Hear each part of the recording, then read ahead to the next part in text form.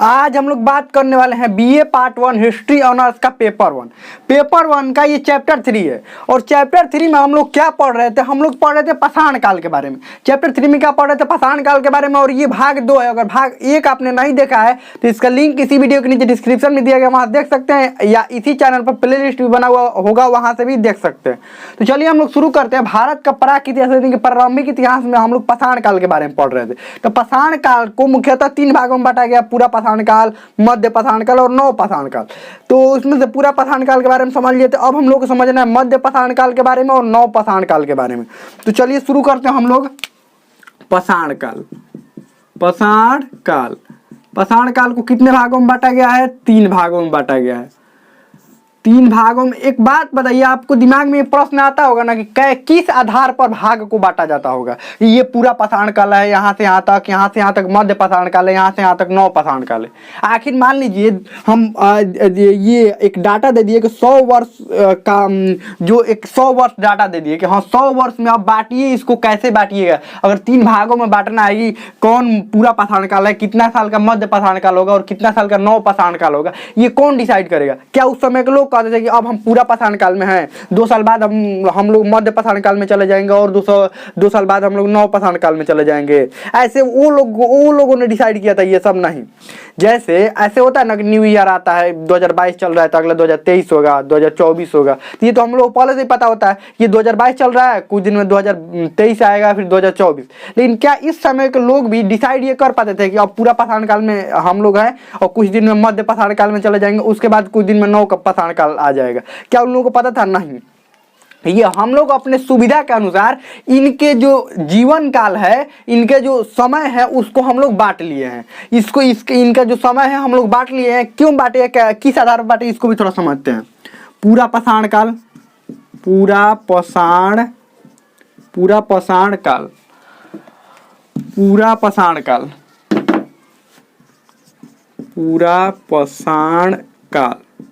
उसके बाद मध्य पाषाण काल और उसके बाद नव पाषाण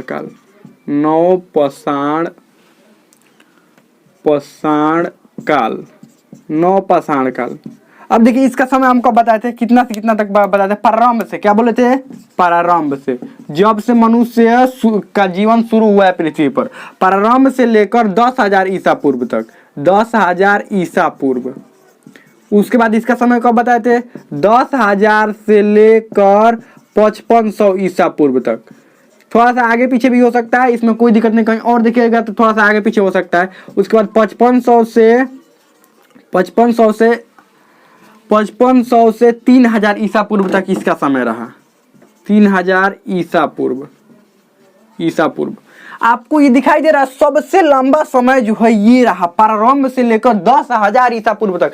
यहाँ पर बहुत ज्यादा समय था पूरा पाषाण काल में। मध्य पाषाण काल में उससे हल्का सा कम हुआ। और देखिए तो नव पाषाण काल में सबसे कम समय नव पाषाण काल में। तो ये किस आधार पर बांटा गया था? देखिए किस आधार पर बांटा गया था। उनके जीवन में जब देखा गया कि परिवर्तन आने लगे, दूसरा उपकरण उपयोग करने लगे, और भी देखिए जैसे यहाँ पर सिर्फ शिकार करते थे, लेकिन यहाँ पर पशुपालन करने लगे और यहाँ पर कृषि करने लगे। मतलब जब उनके जीवन में कोई परिवर्तन आता था ना, तो हम लोग कहते थे कि नया काल है। जब भी कुछ जीवन में अच्छा परिवर्तन है, कोई बड़ा परिवर्तन देखने को हम लोग को मिल जाता है, तो हम लोग कहते हैं कि ये नया काल है। अपने सुविधा के अनुसार हम लोग पूरा पाषाण काल, मध्य पाषाण काल, नव पाषाण काल में बांट लिए हैं, ताकि हम लोग को पढ़ने में सुविधा हो। हम लोग पढ़ने में तो ऐसा कोई है नहीं कि ये पाषाण काल है वो 3 भागों में है, ऐसे है। इतिहास को भी हम लोग अपने सुविधा के अनुसार क्या किए हैं, प्राचीन इतिहास, मध्यकालीन इतिहास और आधुनिक इतिहास ऐसे करके बांट लिए हैं, ताकि सुविधा हो हम लोगों को पढ़ने में। अब ये पूरा पाषाण काल के बारे में समझ लिया था कि इसमें सिर्फ शिकार करते थे लोग और बड़े बड़े हथियारों का उपयोग करते थे।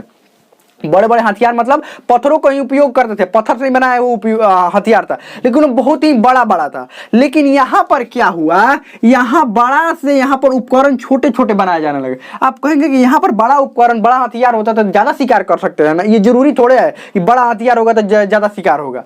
हथियार ऐसा होना चाहिए कि वो नुकीला, अच्छा तरह से उसमें धार अच्छा होना चाहिए, नुकीला होना चाहिए और उपयोग करने लायक होना चाहिए। बड़ा हथियार मतलब बड़ा सा पत्थर एक हम उठा ले, उसके बाद शिकार हो सकता है, उससे नहीं हो सकता है। यानी कि यहाँ पर मध्य पाषाण काल में यहाँ पर क्या किए जाने लगा, उपकरण ध्यान रखिएगा, उपकरण छोटे बनाए। आप आपसे अगर कोई पूछेगा कि किस आधार पर ये बांटा गया है, पूरा पाषाण काल, मध्य पाषाण काल, नव पाषाण काल, आखिर इसको अलग अलग किस आधार पर किया गया है?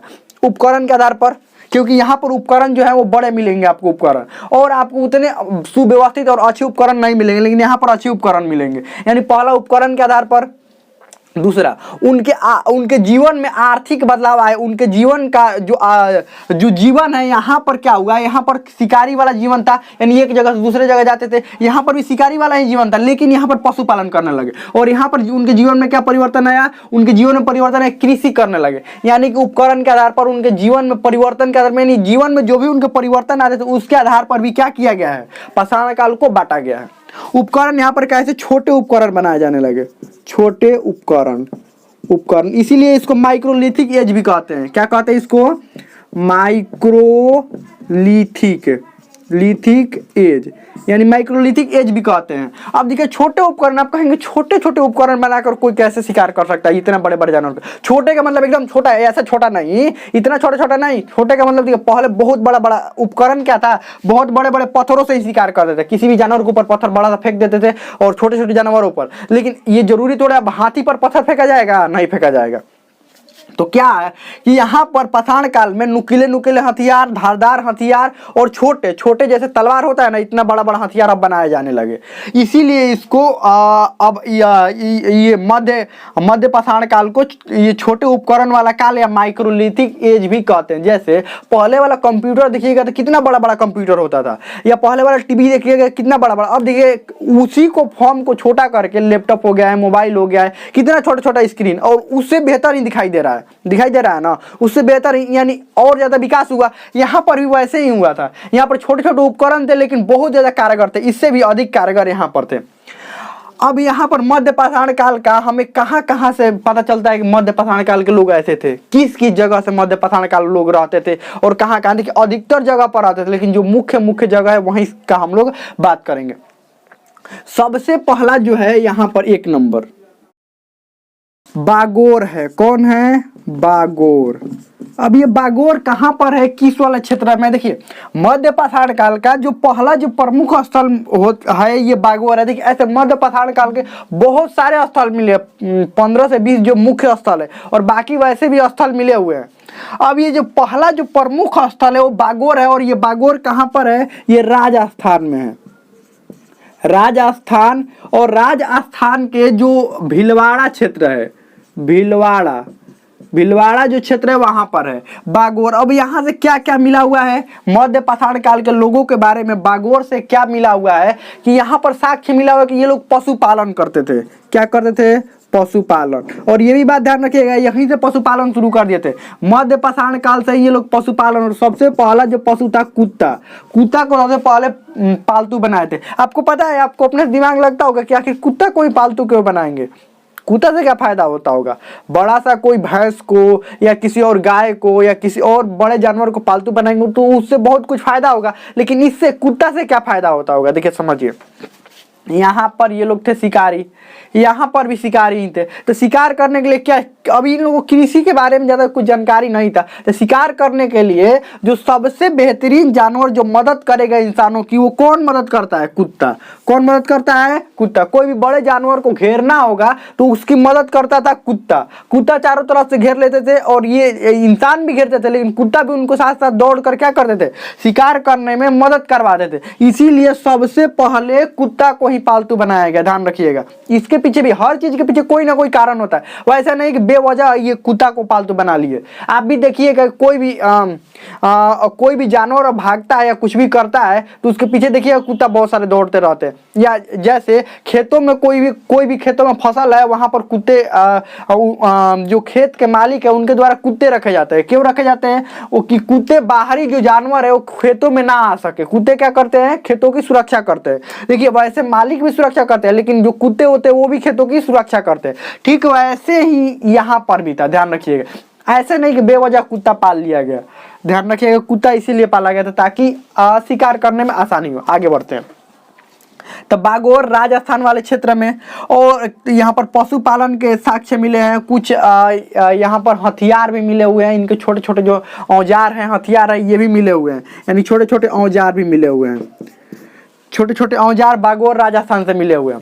और अगला है जो वो है यहाँ पर दूसरा नंबर है वो जो है आदमगढ़ है। दूसरा नंबर कौन है? आदमगढ़ जो कि मध्य प्रदेश में है, मध्य प्रदेश। यहाँ पर भी पशुपालन के साक्ष्य, बेहतरीन पशुपालन के साक्ष्य, औजार ये सब मिले हुए हैं। कहाँ पर? आदमगढ़ में। ये पता कैसे चलता होगा कौन मध्य पाषाण काल है, कब से कब तक समय है? तो आपको पता है, कार्बन 14 का नाम जानते ही हैं। वो किसी भी मृत जो जीव होते हैं उनके उम्र पता लगाया जाता है कि कितने साल पहले इनकी मृत्यु हुई है कार्बन 14 पद्धति से। तो वैसे ही पता लगा लेते थे कि हाँ ये पशुपालन, पशुओं को कंकाल भी मिले हुए हैं, ध्यान रखिएगा। औजार भी मिले हुए हैं आदमगढ़ मध्य प्रदेश से। अब ये और भी बहुत सारे स्थल है, लेकिन हम लोग 2 ही स्थल के बारे में समझेंगे, दोनों महत्वपूर्ण है। और भी स्थल को किधर ये सब स्थल होते थे? ये सब 2-3 नदियों के किनारे होते थे। कौन कौन नदी के किनारे? सोन नदी जो कि कहाँ से निकलता है? मध्य प्रदेश से। सोन नदी, उसके बाद बेतवा नदी, बेतवा नदी जो कि उत्तर प्रदेश वाले क्षेत्र में है, उत्तर प्रदेश। और उसके बाद कृष्ण नदी, ये नदी है कर्नाटक में, अब ये सब नदियां इन्हीं के किनारे, ये दो ही को स्थल हम बताए ना, और भी बहुत सारे स्थल है, लेकिन इन्हीं नदियों के किनारे आपको मिलेंगे ये स्थल। सोन नदी के किनारे मिलेंगे, बेतवा नदी, कृष्ण नदी के किनारे। आपको पता है कि पाषाण काल हो गया, आगे सिंधु घाटी सभ्यता आप पढ़िए, या आगे वैदिक काल पढ़िए, महाजनपद पढ़िए, ये सब किसी न किसी नदी के किनारे ही आपको मिलेंगे। ध्यान रखिएगा, कोई ना कोई नदी के किनारे ही आपको ये सारे स्थल मिलेंगे। ये भी बताए थे कि ये नदी के किनारे स्थल क्यों होते थे? पानी की आपूर्ति अच्छा से हो जाती थी, जंगल बहुत अच्छा मिल जाता था नदी के किनारे, और जंगल के साथ साथ ये लोग आगे कृषि करेंगे। यहाँ पर तो कृषि नहीं कर रहे हैं, आगे कृषि करेंगे तो कृषि योग्य भूमि भी अच्छा तरीका से। और इनको क्या चाहिए था? इनको चाहिए था भोजन और पानी। भोजन पानी नदी के किनारे मिल रहा है तो कहीं और रहने क्यों जाएंगे? आप ये भी सोचिए, कहीं और रहने क्यों जाएंगे? भोजन और पानी जब नदी के किनारे मिल रहा है तो यही इन नदियों के किनारे भी आपको मिलेंगे। चलिए अब नवपाषाण काल के बारे में बात कर लेते हैं। नवपाषाण काल के बारे में देखिए, ये सबसे अधिक काल रहा, इससे कम ये रहा और सबसे कम ये रहा, लेकिन सबसे ज्यादा मानव का विकास नवपाषाण काल में हुआ। सबसे अधिक विकास हुआ, कुछ ही देर के लिए आया ये, लेकिन बहुत ज्यादा यहाँ पर विकास हो गया। क्योंकि मनुष्य यहाँ पर देखिए, शुरू में यहाँ पर मनुष्य थे ना, तो शुरुआती में उतना ज्यादा विकास नहीं हो पा रहा था और धीरे धीरे चल रहा था। उसके बाद यहाँ पर थोड़ा सा रफ्तार पकड़ा इनका जीवन, और यहाँ पर बहुत ही तेज हो गया इनका जीवन। तो जैसे हो गया कि कम समय में ही बहुत सारा विकास हो गया। क्या हुआ? यहाँ पर पशुपालन करने ही लगे थे, पहिया का खोज हो ही गया था, ये सब का खोज हो ही गया था। अब यहाँ पर नवपाषाण काल में कृषि करना शुरू कर दिए। क्या करना शुरू कर दिए? यहाँ पर इसको मिटा देते हैं, लिख लीजिए, इसको लिख लीजिए और मिटा देते हैं इसको। अब नवपाषाण काल में ये लोग क्या करने लगे? कृषि करने लगे। नवपाषाण काल में ये लोग कृषि करना शुरू कर दिए। ध्यान रखिएगा, नवपाषाण काल में कृषि करना यहाँ पर शुरू कर दिए। ये लोग क्या करना शुरू कर दिए? कृषि, जो कि सबसे मुख्य विशेषता थी इनकी। कृषि करना शुरू कर दिए, और कृषि के साथ साथ पशुपालन भी करते थे। ये नहीं कि सिर्फ कृषि ही करते थे, कृषि और पशुपालन करने लगे। पशुपालन, अस्थायी जीवन भी जीने लगे। अब खेती यहाँ पर कीजिएगा और घूमने कहीं और जाइएगा नहीं, तो यहाँ पर अपने आप अस्थायी जीवन हो गया। देखिए, हर काम के पीछे कोई ना कोई कारण छुपा होता है। ऐसे नहीं कि कोई भी कुछ भी कर देता है, कोई भी कुछ भी नहीं कर सकता है। क्यों नहीं कर सकता है? क्योंकि उसके पीछे कोई ना कोई कारण था। कुत्ता पालने के पीछे कोई ना कोई इनको कारण था। यहाँ पर कृषि करने लगे। कृषि कैसे करने लगे? यहाँ पर जनसंख्या ठीक ठाक बढ़ गई थी नवपाषाण काल में। जनसंख्या बढ़ने के कारण इनकी आपूर्ति शिकार से और जंगली जो फल होते थे, ये जंगली जो भी उनके खाने का सामान होता था, उससे पूर्ति नहीं हो पाता था। इसके कारण इनको क्या करना पड़ गया? कृषि करना पड़ गया। क्या हुआ? कृषि करना पड़ गया। नहीं तो कौन चाहता है कृषि करना? क्यों ये लोग कृषि करते? अगर इनका पेट जो भर जाता ये शिकार करने से और जंगली जो भी फल होते हैं उन फलों से इनका काम चल जाता, तो ये लोग काहे कृषि करते? यहाँ पर जनसंख्या बढ़ गया तो एक क्षेत्र में ये लोग रह नहीं पाते थे। एक क्षेत्र के जल्द ही जानवर खत्म हो जाते थे, जल्द ही वहाँ का फल खत्म। अब मान लीजिए 100 लोग एक क्षेत्र में, यहाँ वाला क्षेत्र है, और 100 लोग यहाँ पर रहने लगे, तो 100 लोगों को क्या चाहिए? भोजन, और 100 लोगों को भोजन जो चाहिए वो भोजन की आपूर्ति मान लीजिए ये तो 10 से 15 दिन में इस क्षेत्र के जितने भी जानवर है मार कर खा जाएंगे, खत्म कर देंगे, फिर यहाँ का फल खत्म कर देंगे, तो इनको जगह बदलना पड़ेगा ना, और बार बार जगह बदलना पड़ता था। इसीलिए नवपाषाण काल में क्या शुरू किया गया, खेती ये लोग शुरू किए। और ये लोग पहले से खेती के बारे में नहीं जानते थे, धीरे धीरे लोग खेती के बारे में समझे। और नवपाषाण काल के स्थल कहाँ पर मिले, अब इसके बारे में थोड़ा सा बात कर लेते हैं। बहुत सारे जगहों से मिले, लेकिन सबसे प्राचीनतम कृषि का जो साक्ष्य है वो मेहरगढ़ से मिलता है। कहाँ से मिलता है, मेहरगढ़। तीसरा नंबर मेहरगढ़। मेहरगढ़, मेहरगढ़ जो कि बलूचिस्तान में है,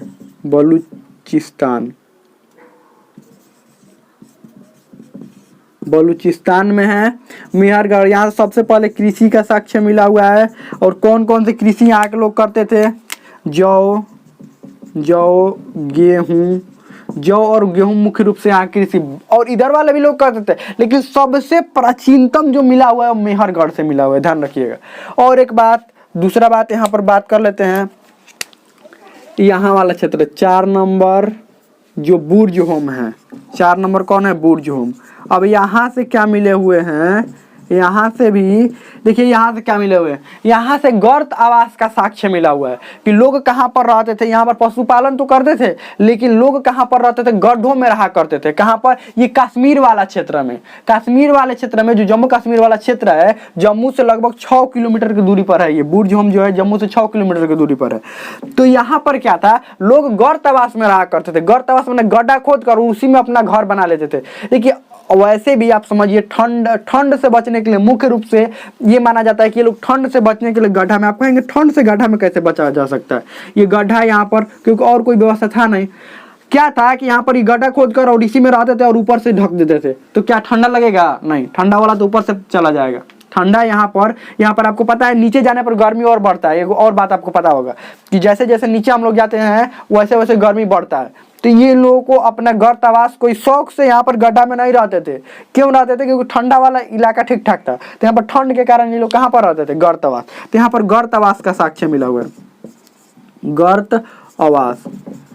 और एक गुफा कराल है, गुफा कराल, ये भी यही इसी क्षेत्र में है, इसी क्षेत्र में है, जम्मू कश्मीर वाले क्षेत्र में है गुफा कराल। यहाँ से भी ठीक ठाक वही मिले, गर्तवास के साक्ष्य लोगों के मिले हुए कि लोग कहाँ पर रहते थे, गड्ढों में, ध्यान रखिएगा। और ये अपने जानवरों के साथ भी रहते थे, गड्ढों में ही रहते थे अपने जानवरों के साथ भी, और ये लोग रहते थे गड्ढों में। अब आगे बात करते हैं कि सबसे पहले कृषि के साक्ष्य मेहरगढ़ से मिला है, लेकिन सबसे पहले चावल का जो साक्ष्य है वो कोल्डियावा से मिला हुआ है।